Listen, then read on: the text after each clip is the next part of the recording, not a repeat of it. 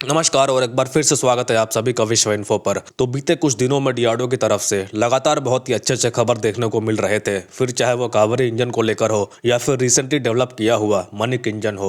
लेकिन बात सिर्फ यही खत्म नहीं होती, क्योंकि अब डीआरडीओ ने एक और शानदार खुशखबरी दे दी है। दरअसल खबर यह है कि डीआरडीओ के द्वारा भारत का जो लेजर वेपन बनाया जा रहा था उसको अब पूरी तरह से तैयार कर लिया गया है और आने वाले 26 जनवरी का रिपब्लिक डे पर जो परेड होने वाली है उसी दिन इस लेजर वेपन को शोकेस भी किया जाएगा, जिसे आप यहाँ खुद देख सकते हैं। ये न्यूज जस्ट कल सुबह ही बाहर आई थी। अब ये खबर भारत के लिए बहुत ज्यादा खास बन रही है, क्योंकि काफी लंबे टाइम से भारत अपने लेजर वेपन, जिसे हम दुर्गा 2 के नाम से जानते हैं, उसके ऊपर काम कर रहा था। लेकिन अभी तक इससे पहले ये ऑफिशियली बनकर तैयार नहीं हुआ था। और इसके अलावा ये वेपन भारत के लिए इसलिए इतनी खास मानी जा रही है क्योंकि कहा जा रहा है कि दुर्गा 2 लेजर एक ऐसा हथियार है जो दुश्मन की तरफ से आने वाली जो महंगे महंगे मिसाइल्स होंगे उनको ये मात्र 300 से लेकर 350 रुपए में ही करोड़ों दाम वाली मिसाइल्स को डिस्ट्रॉय कर सकती है। जी हाँ, आप बिल्कुल सही सुन रहे हैं। तो आइए जानते हैं पूरी अपडेट क्या है, कैसे ये भारत के लिए गेम चेंजर बनने वाला है। लेकिन आगे बढ़े उससे पहले अगर आपने अभी तक इस चैनल को सब्सक्राइब नहीं किया है तो सब्सक्राइब जरूर कर लीजिए।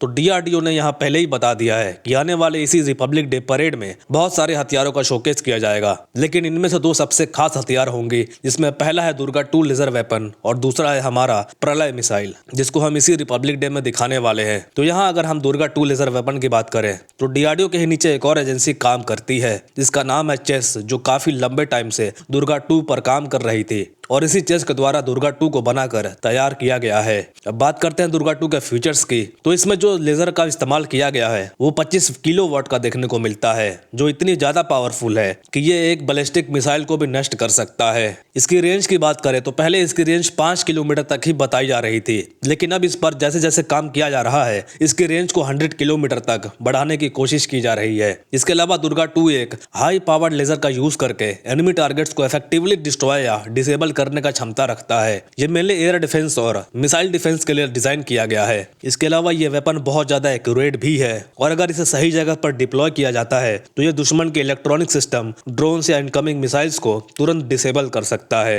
लेकिन दुर्गा 2 का हम इस्तेमाल कैसे करेंगे, इसके हमें क्या क्या फायदे हो सकते हैं, तो इसका हम एग्जाम्पल देखते हैं। ये पिछले साल की ही बात है। इजराइल और ईरान के बीच में टेंशन बहुत ज्यादा हाई था, तो उसमें ईरान ने इजराइल के ऊपर बहुत सारे मिसाइल्स दाग दिए थे। बाद में ईरान ने इसका खुलासा किया कि इन सारी मिसाइलों का कॉस्ट ईरान को लगभग 100 से लेकर 200 मिलियन डॉलर तक पड़ी थी। लेकिन इन सारी मिसाइलों को इजराइल ने अपने आयरन डोम सिस्टम से ईरान के सभी मिसाइलों को इंटरसेप्ट कर दिया था।